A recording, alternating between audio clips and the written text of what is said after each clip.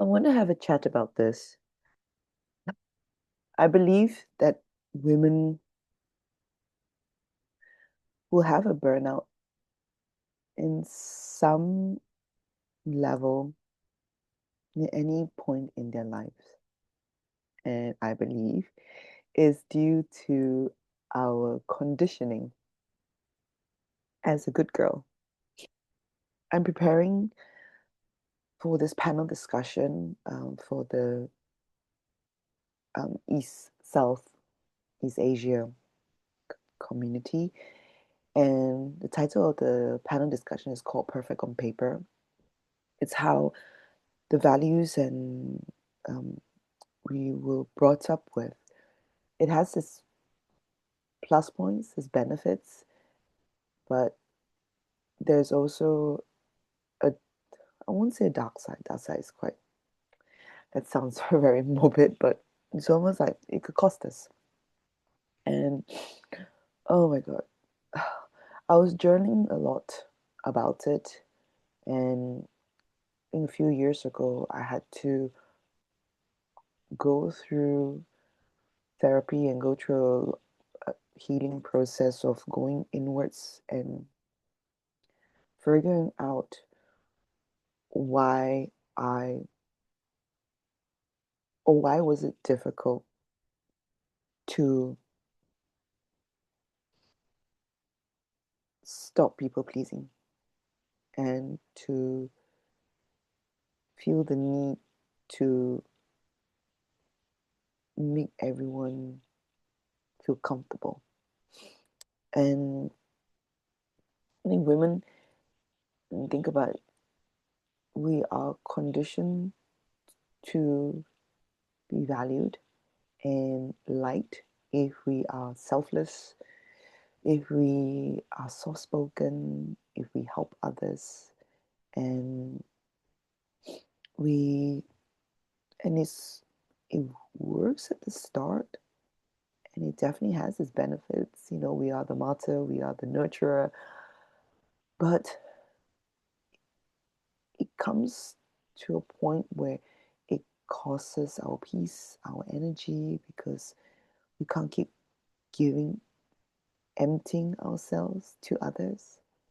And so we build up resentment, we feel anxious because we feel we need to coddle people, we need to fix people's problems, but it's not our responsibility. It's not your responsibility, it's not my responsibility. And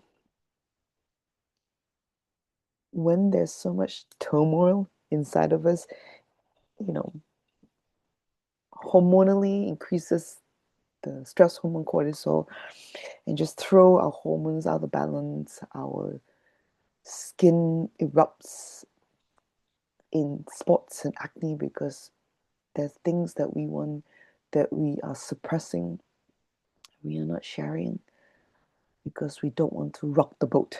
We are the peacemaker. And sometimes it could be boundaries are crossed, but we are taught or we are conditioned to close one eye, close one ear, just move on. Don't keep the peace, don't rock the boat. It's not, and don't, yeah, I think they call it the good girl syndrome, where we feel that we need to be a good girl to be loved, accepted, and validated, and just messes up our hormones and our skin. So, if you find that you are breaking out, or if your skin is flaring up, your hormones are out of balance, ask yourself, Mhm. is being a good girl serving you at the moment, or is this fueling you to your your demise, your burnout? And that's why when I'm working in the space of hormones, women's skin, perimenopause, menopause, women's in transition, and I think now people are saying, "Oh, perimenopause, you kind of need to fix it and everything," but it's also a portal, a passage, really. think there's studies said that women usually in their 40s increase risk of like divorce. They ask for divorce because by the time they're 40s, they're just like, okay, I've had enough. I've had enough of coddling, you know, friends, partners, maybe workmates, children. And then when their children are older, just like, okay, my capacity is not, I don't have that capacity anymore. And when perimenopause, our bandwidth is so much less. The other day, one of my colleagues say, think about, when you're younger, your reserves are so much higher, and we have this huge road that we have lots of space to maneuver from. But then when we're in perimenopause, this wire becomes so much tighter and thinner, and it's like we're walking on tightrope, and if we are being pulled to different places and people and agendas, then we are not going to find our balance because we're going to pull from different places. So it's that finding ourselves again. I think 40s going to 50s, I mean, you see women in their 50s, oh my God, and some of them, they are strong, they're witty, they're wise, and they're so sure of themselves because they went through that whole passage of time, pass, um, I don't know, how do you call it? Right? Not a women's passage.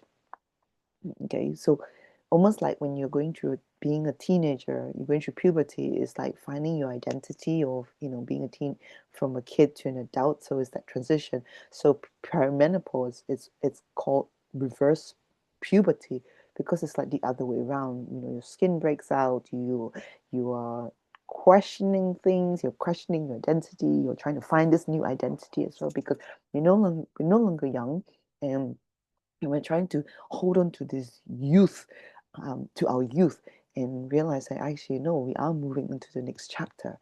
So, this whole good girl syndrome, we cannot be a good girl going into our 40s and 50s. It will kill us. Really, it will kill us. And it will burn you out if you are still hooked on to the idea that being a good girl will give you your kicks. Um, And I understand it is scary because that's where we've learned our our conditioning, our automatic responses, the way we feel that we need to get the validation from external sources. And that's why it's so important to do the internal work to uncouple this good girl, yeah, good girl behavior, really. Women are warriors, women are fierce, women, you and I are fierce, are strong, we are grounded, you know, we are resourceful, and we are resilient. We are so resilient. So if you are struggling to find peace with that element, go find help. Okay. And if you're still breaking out, question. Question everything. You question even your what you believe is true. Know myself. Question. Question, question, question. By questioning, then we break the shackles of the matrix. I guess, yeah, the matrix. And see what is really real. What is really real for us. So that's my little ramble with the good girl syndrome, whether it will cost your skin peace. Let me know. Have you noticed your good girl turning up, and how is it affecting your life at the moment? See you next video.